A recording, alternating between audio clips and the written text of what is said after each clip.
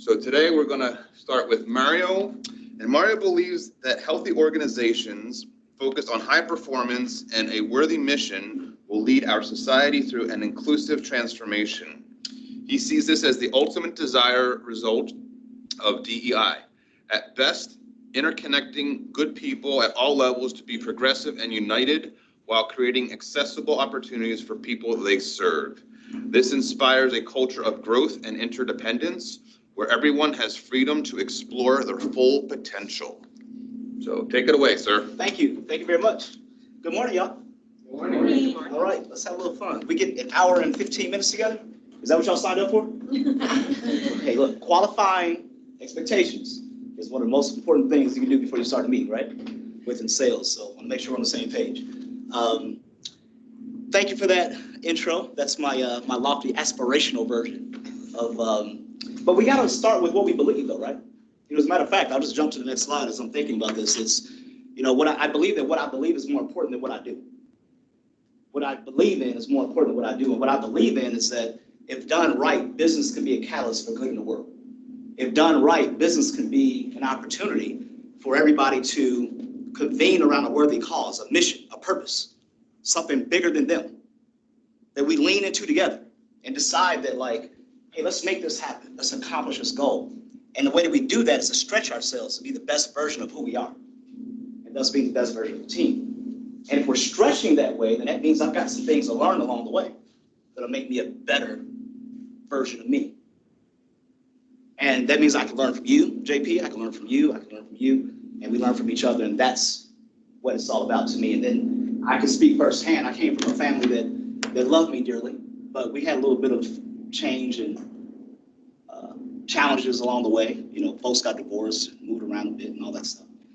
But I was exposed to coaches and mentors that still poured into me and helped me understand that, like, hey, you've got some skills. I see your talents. I see your gifts. I see possibility in you. So this is a version of how I was molded into who I am.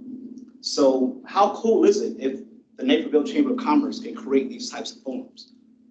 How cool is if we can be a part of a community? How cool is it if we can decide right now for the next hour and 13 minutes that that's what we want to do together? So that's my mentality with everything that I do. Every room that I step in, everything that I'm a part of, that's what I want to do. So for a living, I've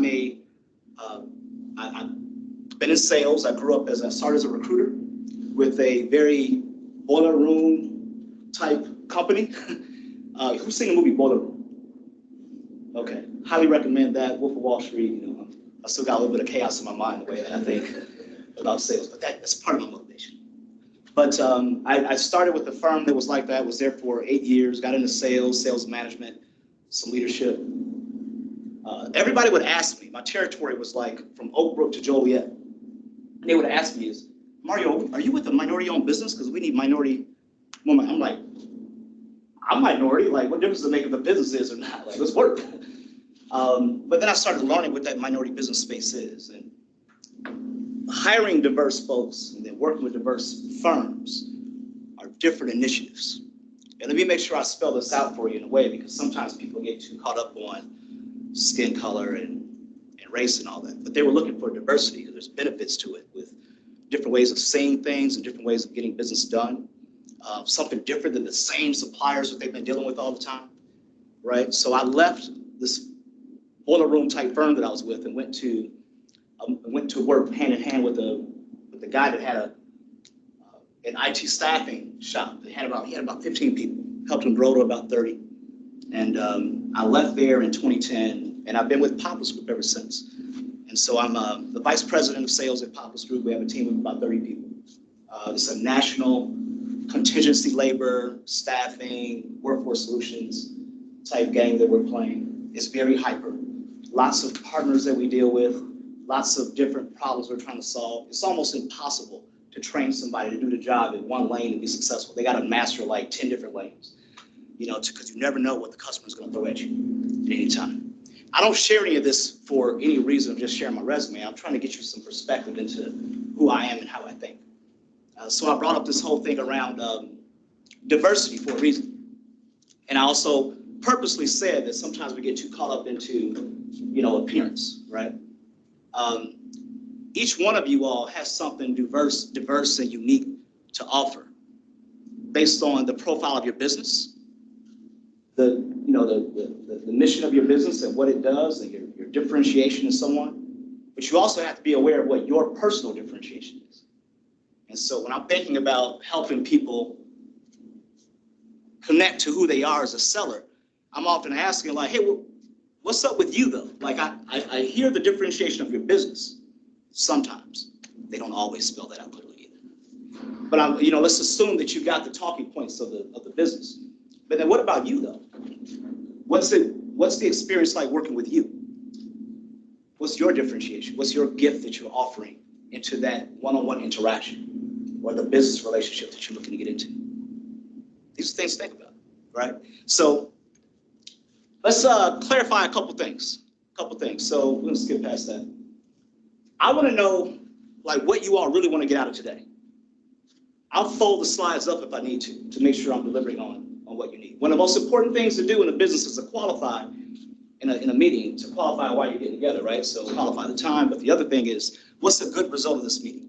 And I recommend you all write that down if you're not doing that. But you always want to say, hey, let's make sure we're on the same page about it. What's a good result of this meeting that we're going to spend together? Here's my summation to you. I understand that you are at a place where you have sales responsibilities. You're likely here because you're looking to add to your toolbox some different ways and ideas that'll allow you to grow business, to get more revenue, to pick up more customers. Some of you are seasoned at what you do and you're just looking to sharpen the saw. Some of you are like, hey, I'm looking for a jump start. Some of you might feel in a rut. But my responsibility to you all is to try to find a common way to speak and connect with you so that we can all get something out of this. That's my summation to you. But the question though, and keep that in mind too, not just what is a good result, but I believe in summations. Not starting a meeting with a 5-minute dialogue and presentation, but starting off with saying to them, here's why I'm here, and here's what I think is a good result. What's a good result for you? So question to you all. Start wherever you like. What's the good result of being here today for you? What are you looking to get out of it?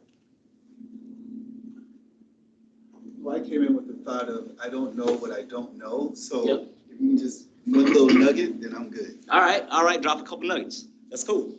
Hi. Hi. I mean, you want to? Frustrated. Sorry, give you a minute. Do you want me to be honest? Yeah, no, we do. We absolutely do. What else? Was my summation fairly accurate with what you all are somewhat thinking? Let's add to that though. In order to do a good summation, you have to do some pre-work on your audience. That's preparing for a meeting. In order to do a good summation, you must do some pre-work on your audience. You cannot just roll into a meeting with your slick and start talking about what you offer. I could have watched a YouTube video to get that. But if you are able to relate your offering a bit to me or to your customer, potential customer, they're likely you're going to earn the right to get that meeting time extended. There's so many times that, I'm sorry, my profilers and I will go off on tangents every now and then, so you have to help me reel back in. But sometimes to get a meeting set up, just ask for 5 minutes is a good way to get it. That's not as intimidating. And then when I start that meeting, I'm like, hey, look, I'll watch the clock. It's 8:52 right now. I'm watching the clock 5 minutes. I give them a good summation. I clarify what a good result is. And I ask them some great questions. Now they're going. We're 4 minutes into the meeting. Hey, how are we looking on time? Do you want to wrap up or do you have a little bit more time? What do you think is likely to happen? They're gonna give you more time They're going to give more time. Why? because they like what they're hearing, they like what you're saying. It's Engaged. It's about them. engaged. It's respectful. And I'm telling you, I'm looking at the clock. We're getting close. And then they're like, no. Right? So just something to think about. All right, let me go back off the tangent box, back to where I was. What's a good result of today for you?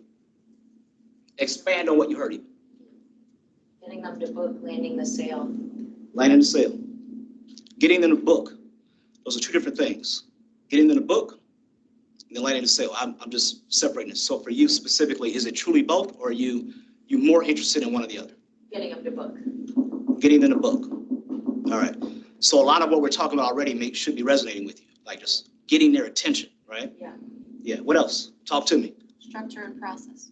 Structure and process.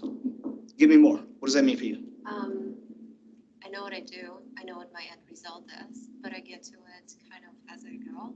But I would like to actually know certain steps, and sometimes maybe a lot of times, let's just say instead of winging it, having a structure to what I do. Anya, right? So you feel like you're kind of winging it? I feel like I go by intuition a lot of times, but it all is about building relationships at the end of the day. You're winging it. Yeah. That's good. You can win. You can accomplish some things winging it. You can. Can you truly sustain continued growth that way? And that's where it becomes a question.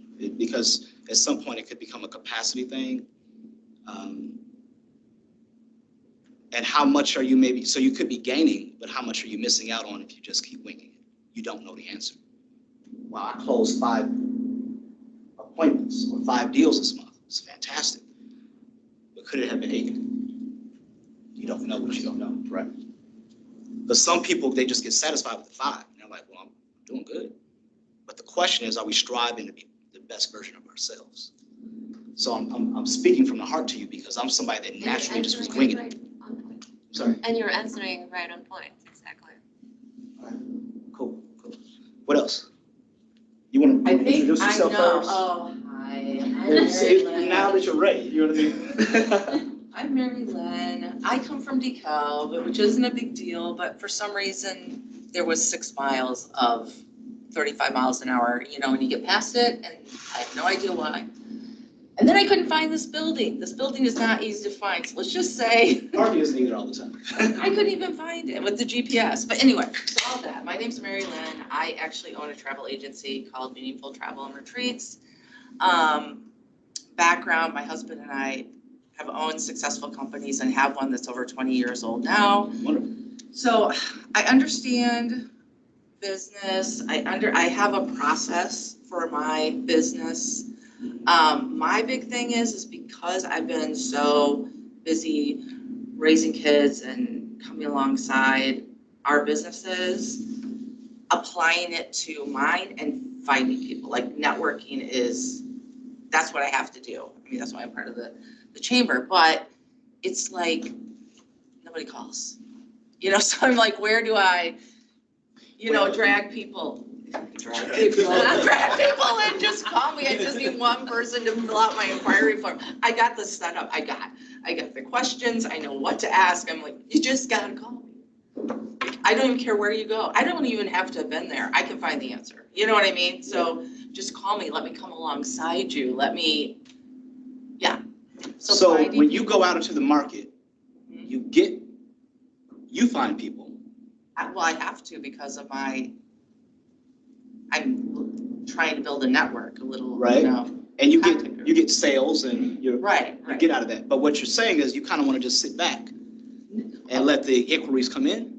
I don't want to, no, but nothing's happening, and so maybe I'm not doing something wrong. I just need to do even more. I don't know. You know what I mean? Yeah. What's the product again? I'm sorry. Travel. Oh yeah. Okay. Yeah. All right, I get it.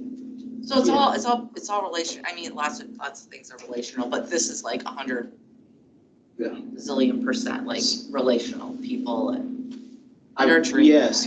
Some of what you're getting at is going to be marketing. I know marketing. I lead a marketing team, but I highly recommend that you really dive into like some of the marketing side of the digital marketing side. Yeah. And I'm not an expert in it. I know about it. I'm going to speak a little bit about marketing today. But that digital, like that true expertise of like, how do I build this website to work for me? Right. A little bit more in the marketplace. That's what I think. Yeah, and I think really it's just the whole social media. I have to all of that. Yep. It's like I'm not afraid of it. I could sit and tell you how to do it all day long. Yeah. But I don't apply it. Yep. I like fully. So yeah, so that's what I'm looking for. I just need to get something that kind of triggers or lights a fire that says, Yeah. oh, that little nugget, that's what you're missing. Okay, I don't know what that is. okay, all right, cool. What else? Anybody else have something they'd like to share? No? All right, as we continue over the next 60 minutes and 30 seconds, is this going down the path that's gonna be good for you? Good use of your time? All right, so I'm better with your feedback. I'm better with hearing what's on your mind and the question that you have. And if I don't know the answer, if that's not my exact expertise, I'm gonna tell you, just like I just did. I can help you, but you gotta really dive into something that's a little bit deeper than what my toolbox has. Because being honest in your sales cycle helps build the right type of credibility and connection. That's super important, okay? Can't be an end-all be-all for everybody. Even if you do a lot, it's super clear. I believe that, with Papa Street, we offer a lot when it relates to workforce solutions. And sometimes we like, can you just tell me what you do? But because I've done my homework on them, I say, let me start with what I don't. I don't do these things. And then going in, that's just a style thing, but it's sometimes getting credibility for saying, I'm not trying to be everything to you, gets you some credit. All right, so profitability, customers, diversify your customer base, and sales process. Okay, all right, cool. Let's level set on something. I speak a lot about the sales as a numbers game. You've heard that term or you can relate to it a bit. But let me give you the definition of how I see it. Sales. When I see the word sales, I think of a professional career, lifelong commitment. That's what it is for me. Some people see it as like, I gotta sell something. Or, this is a part of my job I gotta do. And if that's the truth, that's the truth. But the way that I see it, the way that I teach it, regardless if you are leading a nonprofit to a wellness center or whatever, we were just talking about it, Daryl. Sales is kind of a part of everything. At some point, you need to sell your idea. You need to sell yourself. You got a product or whatever. So I truly see it I see sales as a concept of professionalism that requires preparation. It requires attentiveness. It requires mastering communication. When I see the word sales, it makes me think about all these things. When I see numbers, I think about activity. You can't get results without a commitment to work. to whether it's pick up the phone, send the emails, go out and network. I think when I see numbers in that phrase, I think about activity. And we must have activity that create interactions or connections in order to get results. And then when I see the word game, I see competition. Competition in the marketplace, competition with my peers, competition within myself. I have a goal, and what am I doing to go get that goal by annually, quarterly, monthly, weekly, and daily. I popped on a call with one of my sales reps, and I said, tell me how you prepare for the day. This was yesterday. Oh, I got this meeting on the calendar, and I got this going on, I'm gonna get this proposal. I'm feeling great. Fantastic. These are all things you're reacting to based on things that were set up the day before or the week before. What have you prepared to do proactively today? Who are the next 30 people you're ready to talk to? Okay, you're reacting to your day. There's a huge difference between being reactive and proactively playing the game of, I'm gonna go get my goal today. Y'all with me on that? Huge difference. Because we all get caught up in the thinking that like, man, I had a great day. No, you had a great week last week that set up today. What did you do today? Big difference. Big difference. Now, it doesn't mean that you can make 30 calls and 30 emails if you've got a full day of meetings, you're out and about. I get that. You got to give yourself some grace, right? But then you should be zoning out a little bit and looking at your week and thinking about, okay, so what am I doing altogether in this week to make sure that I'm having a good week? You know? So it's very, very important to think that way. So sales is a numbers game. And so I'll stop there just to get some feedback from you all. what resonated with you? Whether it was the way I broke down sales as a profession, numbers from a commitment to activity, or game and competition. There's some people that might have got a little, I don't know about competing, I didn't really want to sign up for that, or some people are accidental salespeople. They didn't intend to be in sales. It just ended up falling into their lap, right? So I'd just like to get some feedback from you on like, where are you at with this mindset that we're talking about? Well, I think a lot of it has to do with mindset Mm-hmm. and learning how to be proactive and setting up your day and doing the activity and the production that's needed to move yourself forward instead of being reactive.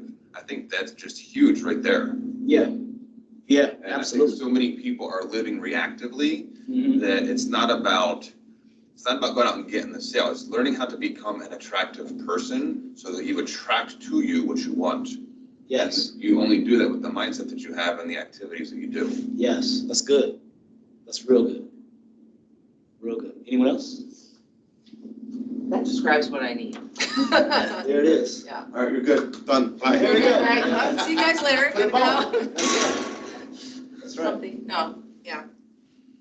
I think what's frustrating is I understand all this, and it's just like, Mm. what I run into, my big thing I run into is like, I get this, I set up like the day before, I set up 3 things I'm gonna accomplish, right? I have three item hit lists. Mm-hmm. And depending on how my day goes, if I get all 3 done early, sometimes I add another one. Mm-hmm. Because you know, I have this, you have your ongoing, at least me, I'm about lists. I have my ongoing list, and then I choose 3 things for the next day. And 1 or 2 things happen every single day. I either go and sit down in my office, and it's just like, I can't. I look at that list, I can't. I'm almost paralyzed by myself. And I know what I need to do, and so I've just kind of like, okay, well, and of course I work from home, so I just like Yeah. go watch a game show or something, on Buzzr, or you know what I mean? Like, and so I try to do it, I try to get up and distract myself so I can come back in and get focused, and it doesn't happen. So there's that, and then there's just sometimes, and that this is where this resonated a lot, is that there might be something on my list that I want to do to move myself forward, but I end up hitting roadblocks I didn't expect, and then it just gets to be too much, and then I jump to something else on my list, but then I feel bad because I should have completed that. But you get to a point sometimes where you can't. You like, okay, this has to stop here. Like, you've done everything you can for this, so it's okay to do the next thing. But I guess I don't give myself permission to do the next thing. Like, how do you do that? Mindset, right? I mean, that's what we're gonna say, mindset, but like, I just don't know how to break through that. That's kind of my. Can I jump into Yeah. something? Please, let's make this a So- discussion. As a person who really likes to travel Yeah. and like to find new places, like some place that I've never been or something unique. For example, like if I was your audience, I would be looking for creativity, not something usual. I wouldn't want to know that you're the next travel agent. I would like to see something, let's say if you promote yourself somewhere, someplace that, oh, I haven't thought of. Oh, this is interesting, spark my interest. Let me make me want to ask you more questions. But don't just tell me you're a travel agent because that's the next person that I've already heard say that. Right. But it's like, how do you get creative that you pique interest of people who already are kind of interested, but how do you stand out of a bunch? Right, and what everyone always says, in fact, I don't even like to say anymore, it's like, oh, well, I booked all the travel for my friends. I mean, my background is I worked for the airlines for many years. I ran a transportation department, Arthur Anderson, many years, but that was like years ago. And so everyone always says, oh, I just love to book travel for my family. That's why I became a travel agent. Like, I don't even want to say it. That's what everybody says. So it's kind of like, I hear what you're saying. Well, I just am like, let's say if you improve your social media, right? yeah, Post a picture of somewhere Yeah. that no one even thought of going at because it's it's a good new. idea. And then I'll be like, oh, I haven't thought about this. Oh, it's not a common place. I want to check it out. And find a way to spark that interest of asking me what's there and how do I get the best deal of whatever it could be. But it can't be another Cancun resort because I'll be Exactly. like, I'm sorry, but that's And have engaging questions that cause the something audience to that like. makes you actually stand out because let's say the Cancun resort might be just, you know, like at the end, like, oh, the timing is right and I might just use you for that. But you pique my interest because you open my horizons and something, but then we start a conversation and led to something different. Right. If you know what I mean. No, I do know what you mean, because That's good, I'm that's not good. about Elder Mexico. Did anybody else have a comment or question on that? I think I'll just add, so Yeah, I please. know I'm new at the chamber, but I actually have a sales background of 15 years in hospitality. Yes. And what I actually really love about what you're doing is I was with one company for a really long time, so I was only trained how to sell through their lens. Right. One of the things that's been really, I would say, exciting for me is you start to realize at a point in your career that you can use that sort of in your toolbox, but you really do have to stay true to who you are. And I think you're really hitting on those cylinders. And I think when you do hit on the pieces that are up on the screen, that sort of starts to what rounds you out as a salesperson. And so I think you're really leading this into a great direction. So Thank you. Yeah. Thank you. One of my love languages is affirmation, so. That's important to me. Thank you. Brenda? Just a quick thing, you already piqued my interest, like you have background in airlines. Well, I always hear, oh, Wednesdays are the best days to book, or whatever days. I don't know that, so I'm gonna come to you, right? That's So a not differentiator. exactly, so, right, just trying to tie it all Yeah, that's back good. to you. Yeah, look at you. Come sit down. You and Keith. That's cool. There was something you said, I believe you said, around sometimes you're prepared, you sit at your desk, you just don't I can't. make the calls. I want to stay on that for a second. Anybody else relate to that? Okay, let's openly talk about what's going on in our mentals that's making us react or not react that way. If I had that answer, I would have. No, I know, you've already spoken. So Okay, like, all right. so just, whether you're speaking out of like your own experience or if you're speculating, I want to just open that conversation up. I think sometimes for me, it's the rejection. It's you go. the making the phone calls. I could sit and make 40 phone calls and get 30 rejections or voicemail or hung up on. I get hung up on a regular basis. It's Yeah. become a normal thing. But sometimes over the phone, kind of what you said worked. Hey, do you have 5 minutes right now? That 5 minutes turns into 15. So I think for me, it's more, how many times am I going to get rejected today? You know, and what does that do to the morale to keep me pushing, selling? You know, you got to put the brave face on and go again. Yep. After you've been rejected, 10 times already. Mhm. So I think that's a challenge for me. Okay, that's real. That's real. So anticipating rejection. Yep. Anything else? Yeah. So I kind of look at it this way, is that who's your ideal customer? Who is the ideal person that you're wanting to sell to, Yeah. what your product is? Because even if you made 40 phone calls, if you reached 10 people and you sold 4, right? Think of it from those 4 people's perspective that, oh, you did them a great service today. You know what I mean? So it's kind of like, it is definitely is a numbers game. You just got to kind of sort through people, but those people that you do reach, you end up selling your product to or your service, like, Yeah. you got to think at it from their perspective. You got to make those calls to right. get them. Right. What's your product again? I'm sorry. We do final mile, middle mile, home delivery. We work with Amazon, DHL, UPS. So we're kind of a hodgepodge of Delivery? delivery. Yeah. Delivery options. service. Yeah, right out of Naperville. Okay, so if I order something, you might end up delivering it? If you order something from Amazon and it's a car or not one of their vehicles, odds are it's us and or somebody else. We do a lot of ambulatory stuff. We do a lot of hospital stuff. So you're B2B? You're not calling somebody's residence? No. Okay. No. All right. Here. Yeah, I used to have the same issue of at my to-do list and I don't want to do it. What's helped me is when I prepare the to-do list, I'm like, okay, item number 1 has to be done by 10:30. Item number 2 has to be done by 12. Item number 3 That's has really to good. So when I apply that pressure and I see the time is coming, I was like, oh, okay, let me get this so I can knock this off. And that's helped me a lot to break out of that. That's really good. I can see that. That's really good advice. Really good. Oh, great. It is. Anyone else? This is a big topic. Yeah. This is a big topic. Too, a lot of it comes down to some sort of fear, right? Yeah. Fear and self-doubt, like that's kind of what stops everything. So Yeah. it's trying to, write your list down or whatever, but then take your emotions and things out of it and like get in execute mode Mm-hmm. and just do it. Yep. Because you can either have reasons or you can have results. Yeah. You can't have both. Yep. That's right. So, yes. Also, to piggyback on that, I would say that what you mentioned earlier in your presentation, preparation, Mm-hmm. is if you actually do the due diligence to prepare, then it's easier with the numbers game because you have the process and you just know like 1 out of 10 will be a yes. You just have to get through the other 9 to get to the 1, but you did the prep, you get your script, you got everything, but the preparation will make it easier mentally. Yep. Simplify your to-do list. Make sure you're prepared. And then what game are you playing? Are you playing a game of like, man, I wonder how many no's I'm going to get today?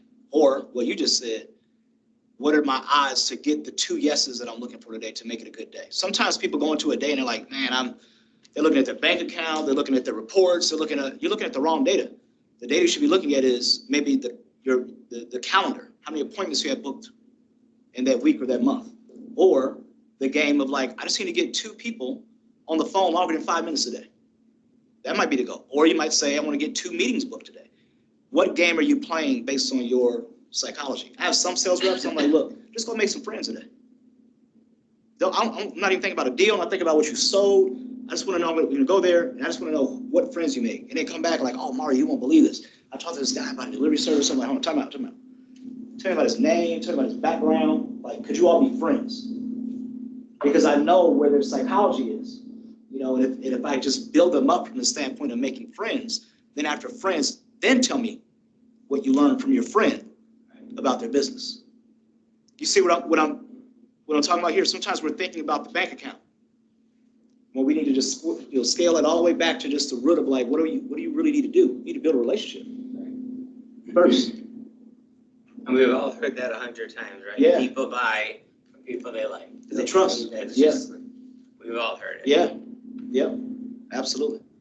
Yes. I think part of the game, one thing that I helped with my mindset over time was to stop focusing, because I'm seeing numbers and game together, is that it doesn't always have to be about the numbers. Like if you looked at your top wins of the week, it might just be finally getting that one LinkedIn connection that you've been going after. Yes. And so if you start to build Yes. a mindset of what was that win for the week, Yes. it will lead to the numbers, maybe not that week, but that you have to be the one to like lift yourself up through the process. Yes. So really kind of reframing, like I'm thinking of some of your situations, like what was that win for the week, Right. to really keep your motivation going and not, continuously maybe kind of sliding back into what you didn't feel was going well for the week or you didn't accomplish, and keep that mindset going. So kind of like the top 3 wins of the week, and they don't have to be the numbers, but they might lead to the numbers. That's right.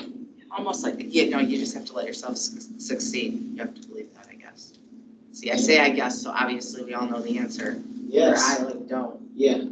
But yeah, whatever it is, it's that week's success. Yeah, we're not designing some like fancy machine over here. I'm not going to likely say anything that you don't already know. It's just a matter of how I'm able to communicate it with you or help you all communicate together in a way that's going to be helpful. But chances are you've heard this stuff before. It's just about more the internal motivations. I think Churchill said that success is learning how to go from one failure to the other without the loss of enthusiasm. So what does that enthusiasm look like? And I kind of like, all right, well, you ever see like grandparents showing kids or pictures of grandkids to people, like that joy on their face, the expression on their face, Yes. like that's the enthusiasm that is needed. You know what I mean? Yes. And you have to, like, failure is a part of success. You sure? So just fail forward fast. Yes. Yep. And that's a mindset, a game that you can play with yourself. Absolutely. Yeah. And it's nice to have like a little success journal of things that you have accomplished. So when you have those moments of self-doubt, you're like, oh, well, look at all this I've done, you know? So. Yeah. In the small business community, a lot of times that is one of the most important things because we're not celebrating our own little wins. And that is so critical. Let's talk about that for a second. Like, what are you going to do? What can you do to create your own success journal? To reinforce the win you have? Who is for those of you all that need affirmation, like I admitted that I do, who's set up to see it and to give it to you? It could be a peer, it could be a coworker. Who knows that you need it, or who knows that you're looking for it, and whose responsibility is it to tell them? So it's the success journal, but also reinforcing it in conversation so you can talk it through. Like, yeah, let me tell you what I did. Because you can go home with your spouse or a friend or whatever, and you're like, hey, let me tell you what I did. They're like, oh, that sounds great, you know. But they may not relate as much as you would like them to. You know, so it might be somebody that's a little bit closer to what you're doing that can understand, you know, what you're doing, that you might feel better telling them, you know. That's an interesting thing, because how many of us actually like talking about ourselves? Like, it's very uncomfortable to brag and promote Yeah. yourself. Yeah. So it's like, here's an exercise for you guys. I did this once and I was like, this is amazing. So write out a script of you bragging on you. Like, make a list of everything that you've done that's successful in your business or whatever, or personally, whatever, and write it out. And then say it out loud to yourself in front of the mirror every day. Like, boast on yourself. Like, just, hey, look what I did. I'm great. I'm awesome. But, like, you know what I mean? Yeah. Like, that's going to help so much with the mindset too. Yeah. I was taught a trick back in '99. It was the same guy that taught me, John, about writing handwritten letters to every meeting that I go to. It was a follow-up. He was like, you got to write a handwritten letter. Same guy. But he said, before you go in, he said, put your chin up, look up at the sky, and say, I am a great salesperson. I am a great salesperson. I am a great salesperson. It sounds so corny, but it was doing something physically to yourself to get yourself feeling better, you know? Just say it out loud. Yeah, say it out loud and shit. By the time you say that third time, you're like, yeah, you know, feeling pretty good. You know, so it's just little mind tricks you can do. I'm gonna keep it moving so we can cover a couple of other things. We'll hit this stuff. I don't want to be redundant with you. We talked about beginning with the end in mind a little bit. Where do you want to go, and then the process to get there. I'm gonna get into this a little bit more too. Making it relevant.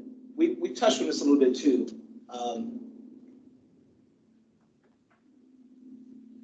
Ideal customer profile came up, and when we need to make sure that we are knowing who our potential target customers are, because too many times we just randomize a list. And then you're hearing no's because those folks truly are not your target customer. So now you just expended energy and took in more L's or failures in that call that you even needed to. You could have created more of a target list for yourself.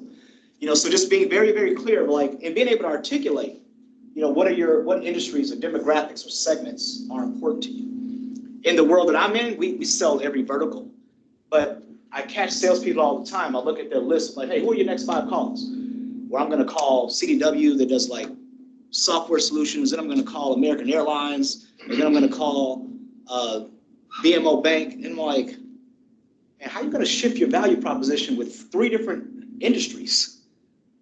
You know, like how, like that sounds hard to me. Like, you sure you want to do that? Like, why don't you just line up BMO, Wells Fargo, Harris Bank together? That way, the first call is going to be decent to good.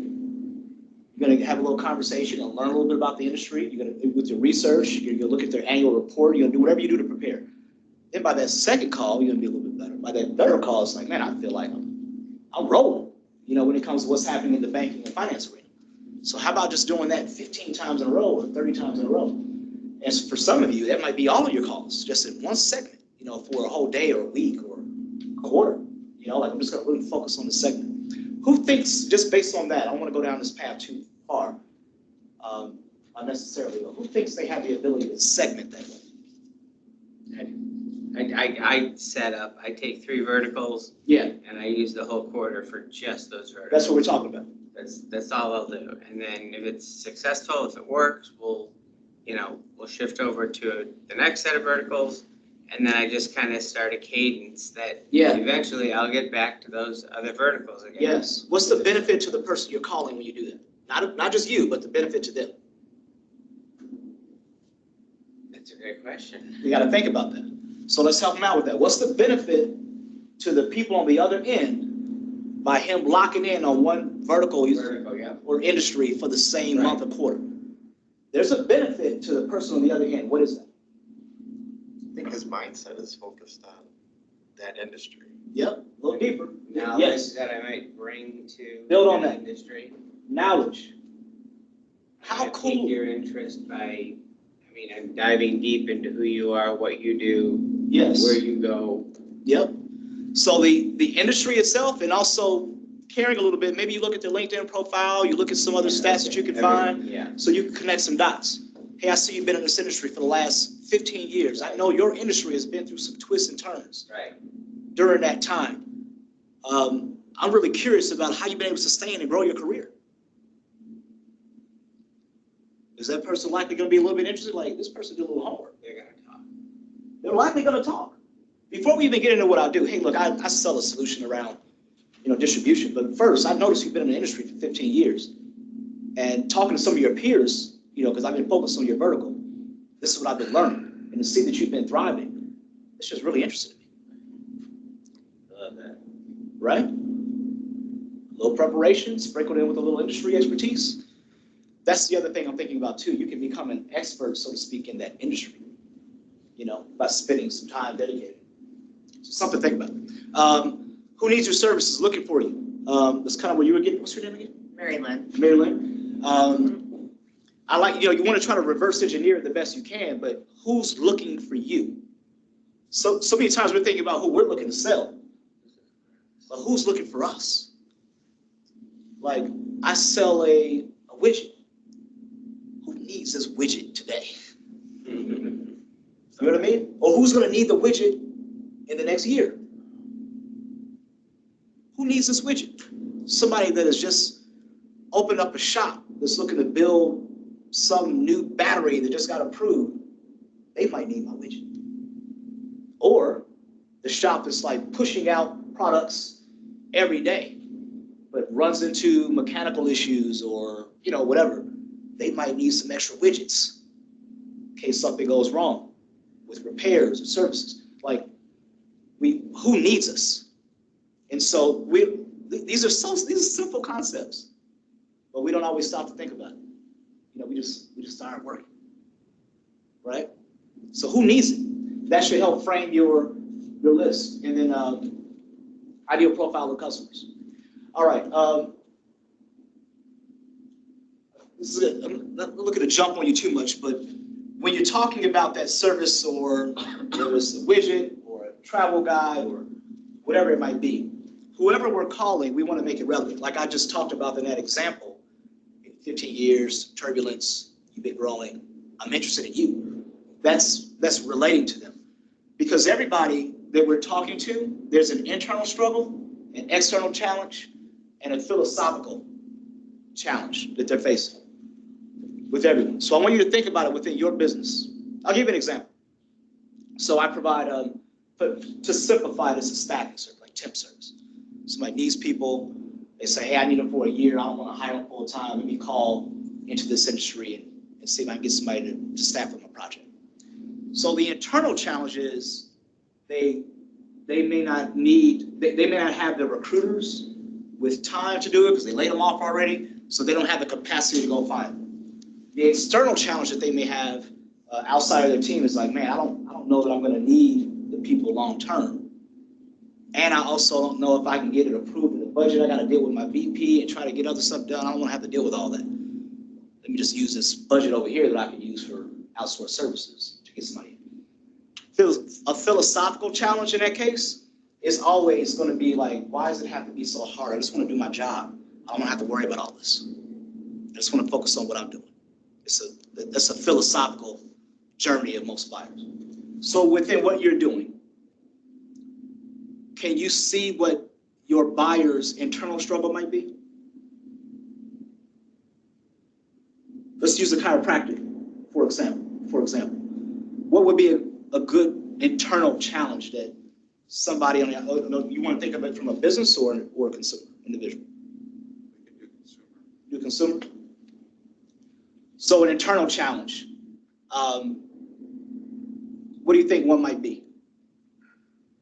Well, from a patient's From a perspective, patient's perspective, yes. just the lack of knowledge of how the body works. Oh, that's a good one. That's a great one. Y'all hear that? I was trying to think of it, I was asking him, but he nailed it. Yeah. That's exactly what we're thinking as potential consumers, like, man, it's hurting, but Because I don't know people what's don't wrong. understand what they don't understand. yeah, And when it comes to health, it's more about, well, I have my normal headaches or my normal allergies or whatever. Like, there's nothing normal about that. mhm, It may be common, but it's not normal. yeah, But that's what people think, oh, I've been dealt this bad hand and I have to suffer with this for the rest of my life. yes, Nothing could be further from the truth. yes, yes, yes, yes, yes. So from the chamber perspective, let's think about an external challenge. Meaning like when I'm talking to potential. A potential business. Sure. Hey, John. Yeah. Pricing. It's a good one. Cost is, I mean, Yep. any product, but particularly pricing and not knowing what they'll get for joining. Yep. That is a big one. Yes, that's really good. And philosophically, it's, well, actually, what do you think? Let's stay with you. What would be a philosophical challenge? Somebody's like, all right, pricing seems good, but what do you think the next big thing is we got to try to overcome? Truthfully, in this segment, it's getting to understand that individual and what they're trying to get out of their membership. Because what I'm finding is what I think might be great for the company, if that person is not motivated to come to that event, if they're a total introvert, I have to understand that customer Yep. to understand where to guide them in the chamber Yep. so that they can have a successful experience. Yeah. Because it's great to say we have networking opportunities, but I gotta tell you, if I talk to one more introvert who tells me they don't wanna go talk to anybody, but they're a paying customer, so it's like helping find them their right place in our in our overall product. So philosophically for you, it's around like value. Right, yes. How's this connect? Yeah. So, I mean, we could spend, more time on this as needed, but it's really important that as you're looking to relate to your potential customer, that you understand their motives. And that's what this is all about. Their motives as far as like what they're struggling with internally, what they're struggling with externally, and philosophically. And spending some time just understanding, you can, those questions can guide you, but it really just comes down to like, what are their motives and what's important to them? Okay? Because whatever you're speaking to when you make that call or you send that email, you want to make it relevant. I had a sales rep last week. She's very dynamic. She's been with me for about 4 months. And I have been on a journey of getting her to tap into who she is and sharing that as a way of relating with other people. She sent this email to this top executive, a CPO, Chief Procurement Officer, at a pretty large organization. And she just referenced, she was like, hi, and she said the name. And then in the second line, she referenced something about juggling her twin girls. And, how she said, I don't know about you, but I was excited to start work on Monday, coming off of the weekend, juggling my kids. And I saw that, I'm like, what? But she got a response. And the lady was like, you won't believe it, I feel the same way. But she had done the research and figured out that it was a working mom. And I hear it even from my wife, mommy guilt is real. You know what I mean? For folks who are like, oh, I probably should be at home, and I really want to be working, and I like to work because I like my career. It's a thing. So just in her research, she figured out, tapped in, now it's like instant connection. And when I saw that, I'm like, oh my God, she did that. And it worked, right? So it's just that making it relevant and connecting with them. All right, so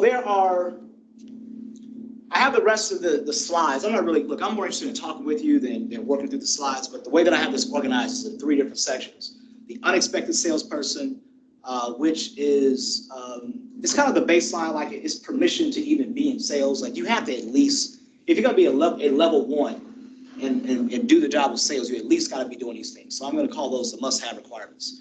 And then I'm gonna show you what I think is more the reliable salesperson. We talked about some of this, like somebody that actually prepares and has some intentionality around what they're doing. And then there's a difference though between somebody that is just like kind of meeting the minimum required capabilities And then like somebody that says, hey, I'm gonna prepare a little bit. I'm gonna actually treat this like a profession. Remember, sales is a numbers game. Looking at it more like a profession and play the game a little bit. But then there's another level to somebody that really unlocks like great potential. And we'll just share that the purpose of today is more foundations, but I at least want to give you a little bit of some thoughts on it. So here's some of the must-haves. I'm gonna share these with you real quick. So you got to have knowledge and competency about what you're doing and what you're selling. But I don't think knowledge and competency is just limited to like the product. I think the knowledge and competency is also, you gotta know about your market. You gotta know about your audience. All right. I think that in order to withstand, I love that we had this conversation. We've had so much already, but you have to be purpose driven to be in a game. You have to accept that there's a game to this a bit. Otherwise, you're gonna hear 2 no's. You're gonna be like, I'll try again tomorrow. Well, you're not selling. That's not selling. That's not business development. That's more like customer service. Like I was just trying to provide a service to somebody. They said no, so I'm done. Right?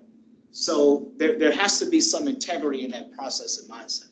And then we haven't talked about this a lot yet, but that third one is very important.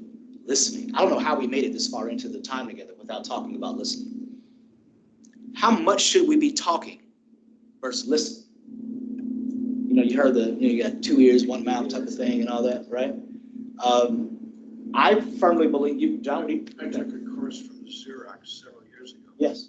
And they focus on 90% of listening. Yes, sir. During the whole conversation. Yes. So you just sit there and listen and maybe ask key questions Mm-hmm. to get you where you're going. Yes. That immediately creates a rapport that you could have never imagined.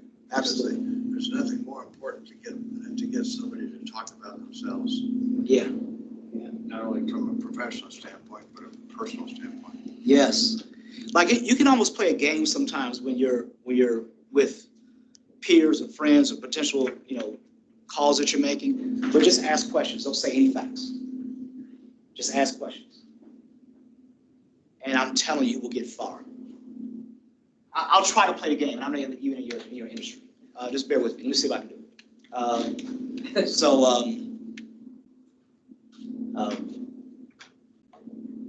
I've noticed on social media that you and your family have been traveling quite a bit over the last couple of years. How's that experience been for you all? It's been really good. We've had lots of cultural experiences, really got to connect with each other and disconnected from the world, but back with each other. What's been your favorite part in addition to the disconnect? Just seeing different places. We're big foodies, so just getting to eat different things. Wow, I'm a big foodie too. Where do you think you might be going next? Like in the next, where you? Alaska. Alaska. I have an Alaska trip planned for the fall. Wow. So that's already planned. You got that mapped out. Yeah. My husband and I will be married 25 years in December, so. Is that part of the plan? That is, but it's threefold. Yes, to stay married, fourfold. Stay married. So he really wants to go to Alaska, so he's, on his good behavior. And then I'm actually working towards a specialist certification for active and adventure travel. So part of that requirement is I do have to go and experience the area so I can come back and do a report and then. Yeah. What made you do that? Getting that active? I belong to a host agency, so it's a whole another story, but just to get myself differentiated out there in the market, kind of like what you said, like there are certain things that really excite me. Yeah. Like I'll book a cruise and there's a specific cruise line I really like, but I don't want to become the cruise person. Yeah. I don't want to book Disney. When I think of things like Alaska and Europe, but Wales, Scotland, Ireland, those are the things that get me really excited. Not that if you told me you wanted to go to Italy and you were my client or a repeat client or a new client, I have suppliers that can do that. I mean, I can book that and I can get excited for you about that. But I know what excites me, and it's the culinary. It's doing not the ordinary, it's specializing, What do you know? I'm selling you, and it sounds like you're selling me. But, you mentioned Alaska. You said that was your husband's wish list. Yeah. What's yours? I want to go to Scotland and Wales and Ireland, see the castles and. Have you been there before? I have not. No, see, and see, now see how I have not. So then I'm like, how do I know I can sell what I haven't done. But Stay with us for a second. I know I can sell what I don't know, but it's kind of like now my credibility, that's what it No, is. stay in this. This is a role play. All right? So now you just mentioned Scotland. Yes, yes, Right. yes. Have you planned that one yet? I have started planning that, All right. yes. Would you be interested in some ways that I might be able to help you? Maybe relieve you of some of the work that goes into planning that? Would you be interested? Because that's what me and my firm does. We help people in situations like that want to plan like their next big thing. Of course, Yeah. take something off my plate. So just for the sake of the role play, but you all see what just happened there? You ask questions. It was a conversation. I don't even know her industry. And you started falling into it a little, even a role play, and giving us some of your truth. Naturally, because you can't help it. We don't like to talk about ourselves, but we do. We don't want to initiate talking about ourselves, but we love it when somebody else asks us questions about ourselves. You started falling into it, and then you got out. No, I want to talk about selling. No, stay in the role play. Yeah. Right? Because you were enjoying it, but then you felt it was like, oh, let me get back. Right? There's an art to this. And I'm not saying it's easy. You know, I've been doing it for, I'm not no smarter or better than anyone else. I've just been selling for a while. But there's an art to questions and listening. And I'm asking questions. I'm just waiting on her to give me something that I can build on. Now, I want to tell you the truth. When she told me about Alaska, it was Alaska, right? And it was already planned. It sounded like do. You know what I mean? I'm like, that ain't what I want to hear. But stay in it. Stay in it. Stay in it. She's going to reveal something else. And then she said the key word. What did she say that got me whoop again? You remember, you know what it was? I remember it clear as day. Y'all remember what it was in there that gave me a clue? My husband's trip. It was her husband's trip. She said it as clear as day.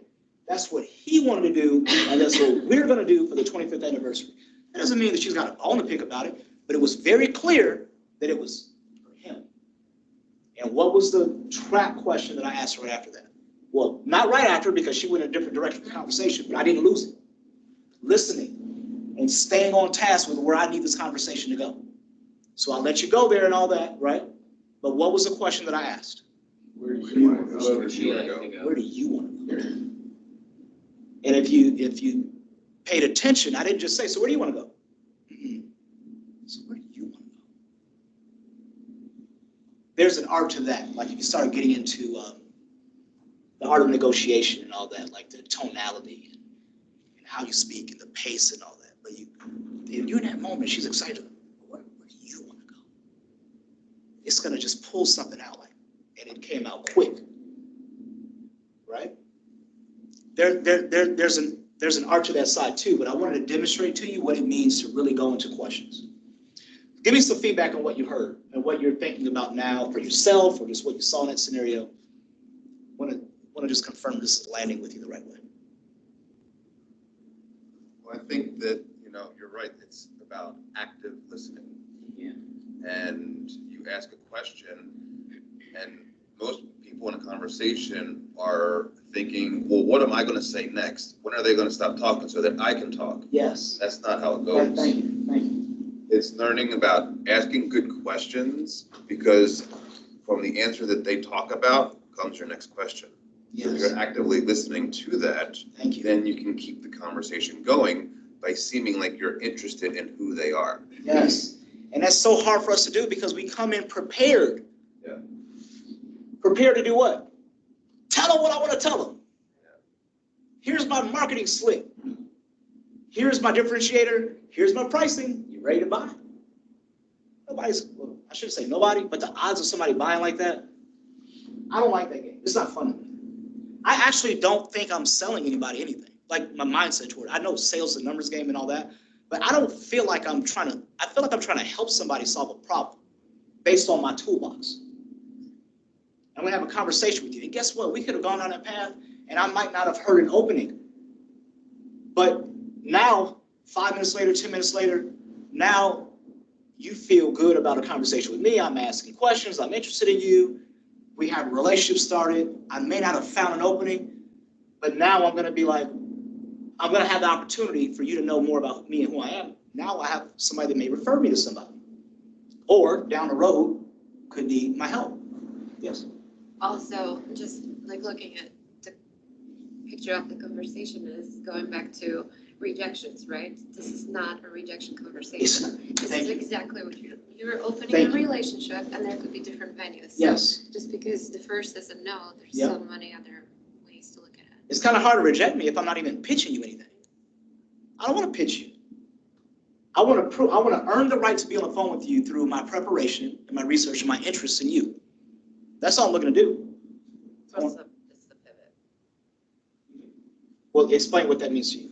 So to me, that's the, by listening to them and not, like you said, getting in your own head about wanting to tell them what you want to tell them. You know, you can have your whole list. Like I have my whole structure when I talk to somebody on the phone, but it's listening and pivoting to like what you said. You know, Alaska was about my husband, but what do you want to do? I mean, it came out obviously, I guess, loud and clear that that's what that trip was planned for. And you could have stayed on that and said, oh, well, so what did you do in Alaska?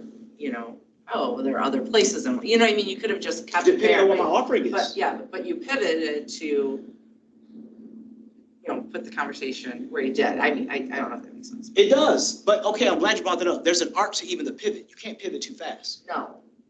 Because if I would have pivoted too fast, it would have been like awkward. Right? I got to stay there for a minute. It's almost like feeding pre-qualifying questions that you ask them about your service and see if they're interested in that. Yep. So if you throw them 2 or 3 pre-qualifying questions, then you can make that pivot because they're interested.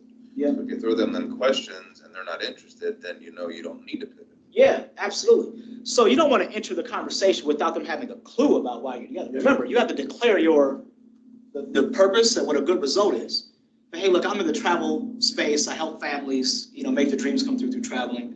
I understand that you've been traveling, but before we get into what I'm doing, I just want to spend some time learning about you and kind of your habits around traveling, who you travel with, what do you do.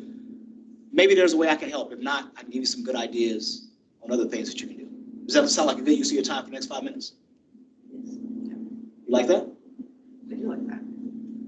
How's that sound to you all? Would you be on the phone with that person? It's doing what Dr. Keith just said. Like I gotta declare to a degree the sphere that I'm in, but I don't want to just bull rush you with my differentiators. You know, look, yeah, this is the space I'm in, but this is what I know about you. So I just want to spend some time learning a little bit more and see if there's a way that I might be able to help. If not, then if anything, just my years of experience in the space, I'll be able to give you some ideas, even if it's just like, you know, what do you call it? What to do when you go on your next vacation? You know, why am I forgetting the word? The itinerary. Yes, when you get there. Yes, and when you get to pick your things that you do, I'm gonna go activities, all that. Yeah. Thank you. You can at least give them that. Right. You can at least give them that. All right. We've talked about mindset, skills, tools. We've covered a lot of this. We didn't talk a lot about this yet. A lot of times there's a belief that only extroverts succeed in sales. That is a complete myth. Some of the top salespeople that I've trained have been introverts. They barely like to turn the camera on. For real. Yeah. But why is it that they're killing it? They listen. They listen. I don't have to train them to listen. Extroverts, I got to train them to be quiet. Shut up, stop talking. Stop, listen, please. Introverts, all they want to do is listen. They're like, seriously, Mario? All I got to do is just ask questions and process what they're telling me and then build a solution around it. Yeah, that's all you got to do. Sign me up. And they do well. Now, an extrovert that listens can do extremely well too, right? But they work. They really work. No can be a great word. Why is no a great word? Saves you time. It saves you time. Or, what else does it do for you? It's one step closer to a yes. Why is that? Because you get over obstacles until they're. Obstacles. Well, no with why? No, why not? Because of pricing. Okay, at least I know. Solve it and go to next and next, and then you're done. Exactly. So no is clarity. Just keep that. That's what I want you to. No gives you clarity. No, as long as you understand why they said no. All right. Because if this is a vertical you're dedicated in, and you're limited to a territory, or you're limited to a vertical, or your geographic area, whatever. If they said no, they still could say yes next week or next month or whenever. But you need to know why they said no for if the condition changes, that's your purpose and reason for following up. But if you never understand why they say no, you're gonna be like, me again. Maybe now? I don't know. Right?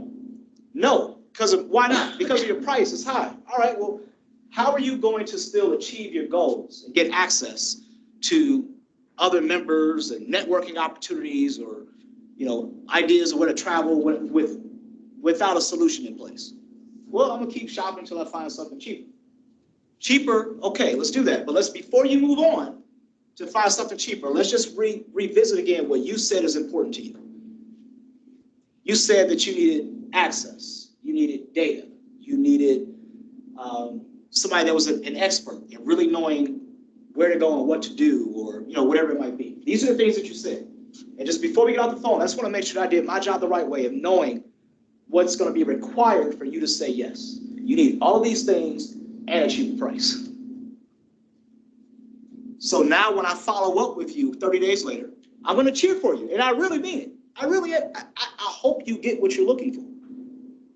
But when I follow up in 30 days, all I'm going to ask you is that you stay true to what you said you need. And if those are the 4 things that you need, plus price being the 5th thing, if you're not able to find that somewhere else, give me a shot to be in a conversation with you again. Because what you don't want to do is that they shave off one of their requirements for somebody else that allows them to lessen their price. Y'all see where I'm going with that? Making sure you're clear on what their requirements are. All right. I like this one a lot. What's a finder?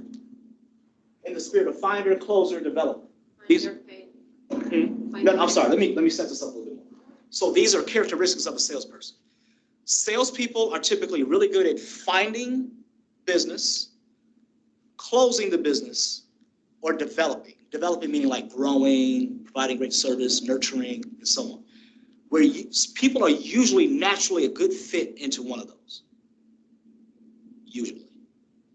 Sometimes 2, rarely all 3. Naturally a good fit. You can develop your skills into all 3, but usually naturally you fall into 1. Make sense? All right. So who feels like they're a natural finder? Raise your hand. That's the one that usually gets the least amount of hands raised. Who feels they're a natural closer? Okay. Who feels they're a natural developer? All right.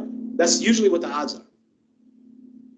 Which one is the most valuable to your business right now?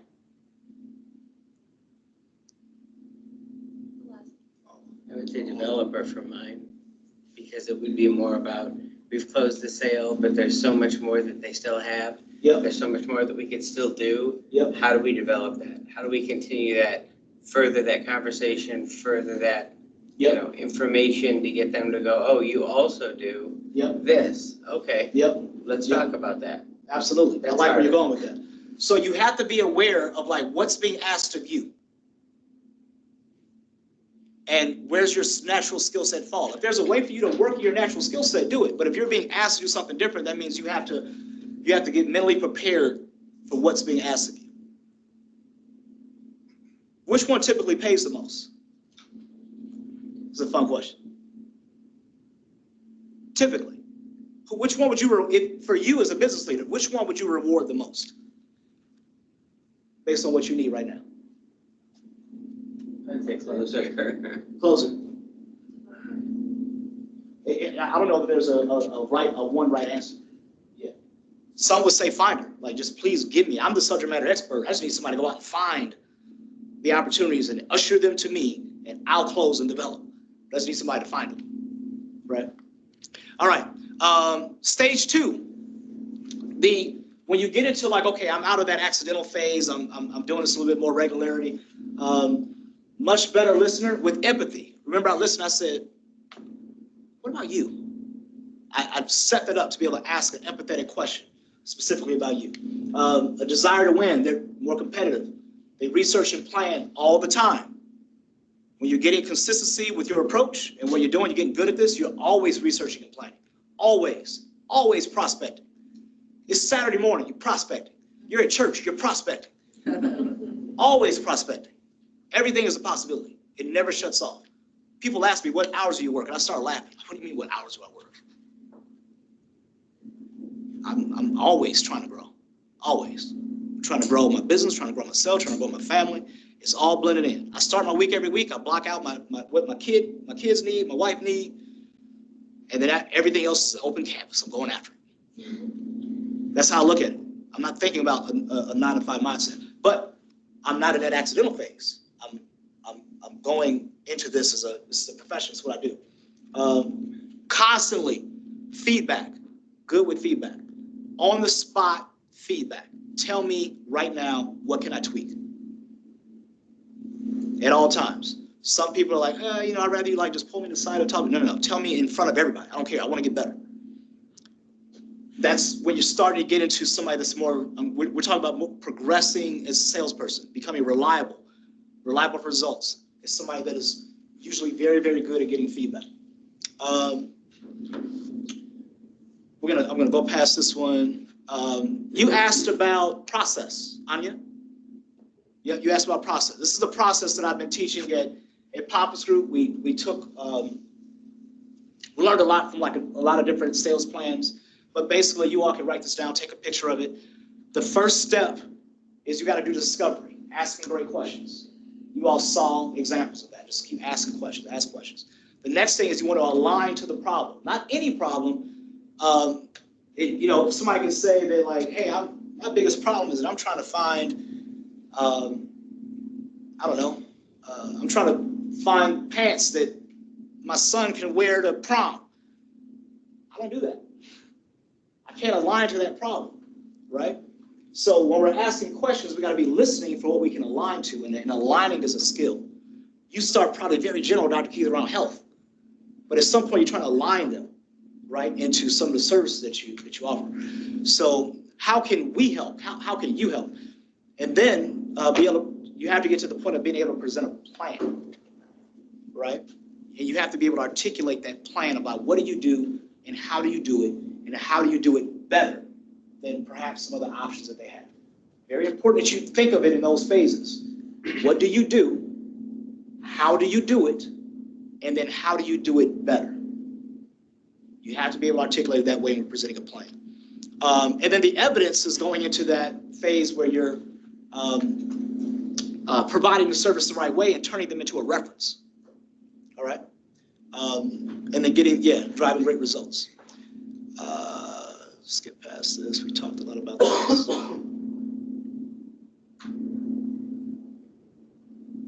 All right, so I'm going to hit this with you. The next level, when you start to get into that real advanced stages, that's where you're very comfortable with being in your authentic voice. Authentic voice came up a little bit earlier. No? No. But sometimes people feel like I'm being stretched to be somebody else when I'm selling. And, as you're doing it, you want to get to the point where your questions are natural to you, your style is natural to you, because it's so important that you are yourself. If you start trying to be and sound like Mario or sound like Dr. Keith or sound like somebody else, it's not going to work. It's got to be you, your style. If you're a mom and you're like, hey, look, I'm glad to be back at work on Monday morning because this is who I am, then find customers that align with you. That way you can share it. We talked about guiding decisions through the right questions, expert at guiding customer journey in the process, being a storyteller. Let me tell you about a time that a last customer that had some delivery challenges. It sounded a lot like what you were just sharing when I asked you to tell me your story and what you were doing. Let me tell you about a challenge that they had, how I came to meet them, and how I was able to help them articulate, or how I was able to help them overcome that challenge. You got 2 minutes to tell your story. You see how I set that up? That only happens from listening, right? And then being able to, and then properly injecting a story. And you made me curious, because now I want to know. And create a curiosity, right? But these are advanced techniques. What I want you worried about more than anything, first, making friends, asking great questions, and can you align them to the problem? That's the most important thing. This is that next level stuff that you want to, if this is sales is the numbers game, if you want to grow up to be a professional seller where you can have a reliable career out of this, that would be your aspiration. Otherwise, you're just looking to do the basics. So I'll leave you with this before I turn it over to Dr. Keith. Just think about it for yourself. Like, what do you want to, maybe you learned something new today that you want to start doing that you haven't been doing before. Maybe I affirmed some things that you know that you want to keep doing. Or maybe there's some stuff that, like, hey, I want to stop doing this. I want to stop speaking in somebody else's voice and not my own. I want to stop going into meetings unprepared and so on. So I'll leave you with that. I appreciate you all. This has been fun for me. It's been time. Thank you. Yeah. Thank you. Thank you. Yeah. Can you share the slides? Yes. Can you email them to us? Yep, I can do that. Absolutely. You have them already from last time? Yeah, I'll share. Yeah, it's the same thing. Well, thank you, Mario. That was awesome. I love the discussion and interaction because it's like we learn from everybody. There's no such thing as a stupid question or a stupid story, you know? So that's awesome. So thank you all for coming out. Next month, June 13th, right here in this room, it'll be my turn to speak. I'll be talking about going from chaos to calm, talking about women's health and hormonal balance. So I'll be talking about that right here in this room. At the end of the month, I have a different talk that I'm doing on overcoming allergies and asthma. So if you guys have allergies or asthma and looking to get rid of that or know somebody that is, it's a talk I'm doing on Tuesday night, May 28th, just at the Brujas Center, which is just on the other side of Jewel here at Ogden and Washington. So I'll pass these out. And then Linda has a couple announcements, and then we'll be done. If we could get one more round of applause for our fantastic presenters.